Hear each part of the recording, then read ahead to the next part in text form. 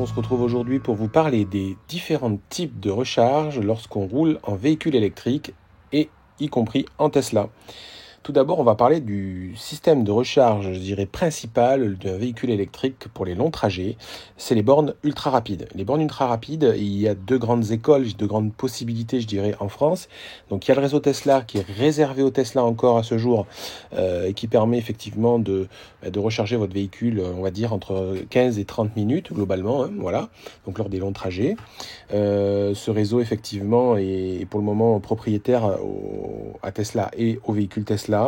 Il y a deux types de bornes que vous trouverez en France. C'est la borne de type V2 qui sont les plus anciennes, sur lesquelles il y a deux connecteurs. Le connecteur de type CCS qui est en fait aujourd'hui la norme de toutes les autres bornes, et puis les connecteurs de type, donc ça c'est sur les V2, vous allez trouver également, finalement ça ressemble à une prise de type 2, mais c'est une prise de type 2 spécialement conçue pour Tesla et qui recharge aujourd'hui donc les modèles X et les modèles S, je dirais d'ancienne génération, sachant que les nouveaux sont pas encore sur le territoire, mais vont pas tarder. Voilà, les V3, donc les chargeurs un peu plus rapides, les derniers mis en œuvre par Tesla, sont équipés uniquement donc d'un port CCS qui peut aller jusqu'à 250 kW de puissance. Et puis pour les véhicules donc, qui n'ont pas ce port-là de chez Tesla, il leur faut un adaptateur et passer au service center pour mettre une petite mise à jour à l'intérieur du véhicule pour pouvoir y accéder. Ensuite, avec tous les autres véhicules, et y compris les Tesla, vous pouvez donc arriver sur d'autres types de bornes. Les plus répandus en France sur les autoroutes et sur les grands trajets, c'est les bornes de type Ionity. Donc Ionity, c'est à la base uniquement donc, un port CCS qui peut monter jusqu'à 350 kW de puissance. Alors là, pour y accéder, il faut effectivement un badge de mobilité ou accéder via l'application Ionity pour la partie facturation. Effectivement, chez Tesla, aucunement besoin de cela sur les bornes Tesla, c'est le véhicule qui est identifié automatiquement et qui débite votre compte bancaire. Chez Ionity, il y a besoin de passer, je dirais, par un système parallèle. Alors, ça peut être soit une carte de votre marque de véhicule. Il faut savoir que quand on est chez Volkswagen, chez BM, chez Mercedes ou ailleurs, effectivement, on a une carte qui peut donner d'ailleurs même à des réductions chez Ionity. De base, effectivement, Ionity a un tarif aux alentours de 70 à 80 centimes le kilowattheure, sauf en France pour le moment où c'est encore à la minute. Donc ça, c'est un sujet que vous retrouverez en fait au niveau des facturations. Je vous invite à fouiller après dans votre... Voilà, c'est pas le thème principal de cette vidéo. Les bornes Ionity, dans l'ensemble, sont plutôt efficaces. Bon, voilà, il y a des gens qui disent qu'elles sont en panne. Moi, je pense qu'elles sont pas plus en panne que d'autres bornes, mais effectivement, il y a toujours des retours de temps en temps un peu embêtants. Il faut savoir tout de même qu'à côté des bornes Ionity, ils ont également mis au moins une borne des tri-standards comme ils appellent, où dessus vous avez une borne de type AC, jusqu'à 43 kW, mais bon, mis à part les Zoé qui arrivent à accepter aussi fort, sur une Tesla Model 3 vous auriez que 11 kg, et après vous avez les de type DC en CHAdeMO. Alors, c'est une norme qui à mon sens va bientôt disparaître petit à petit, c'est principalement chez Nissan, les véhicules de type Leaf, et une borne qu'ils appellent de type DC qui est en fait le CCS, le même connecteur que vous allez trouver sur les bornes Ionity standard, mais avec moindre de puissance à 50 kW. Nouvel opérateur arrive en France assez fortement, c'est Total, donc c'est principalement sur leur station de carburant, je dirais anciennement, et donc ils déploient petit à petit des réseaux, alors plus ou moins grands, c'est pas toujours des grands réseaux comme on voit ici, ils déploient des réseaux de recharge avec des bornes ultra rapides qui vont jusqu'à 175 kW, qui sont déjà largement suffisantes à mon sens pour faire de la recharge rapide.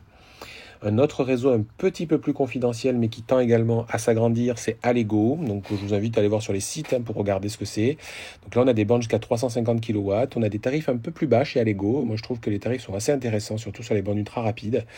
Donc, voilà. Et puis également, vous avez un autre réseau qui, effectivement, est géré par Provideris, qui est en fait Vegas, qui permet également d'avoir des bornes très rapides. Voilà. Donc, il y en a un dernier que j'ai pas mis. C'est Fastnet, qui effectivement commence à arriver en France, qui est présent beaucoup en Allemagne et aux Pays-Bas. Voilà, donc je vous invite à aller regarder tous ces réseaux-là. Ensuite, on va arriver sur donc des réseaux de type moins rapide. Donc c'est-à-dire qu'on va appeler ça du semi-rapide ou alors des chargeurs rapides. Enfin voilà, alors, il y a différents termes qui sont utilisés à chaque fois. Globalement, c'est des recharges qui vont pas au-delà de 100 kW et généralement c'est plus des recharges à 50 kW. Donc là, on est d'abord sur une borne, je dirais, de type plutôt semi-rapide, qui est en fait une borne uniquement qui est d'une recharge plutôt, voilà, plutôt semi-rapide parce que ça se charge jusqu'à 22, voire 40, voire 42, on va dire, kilowatts. Mais globalement, la plupart des véhicules en ce type de courant acceptera pas plus de 11, voilà, peut-être certains modèles en 22, mais globalement, c'est assez lent. Vous avez différents réseaux, c'est déployé principalement par je dirais par les communautés de communes, par les départements, par les régions.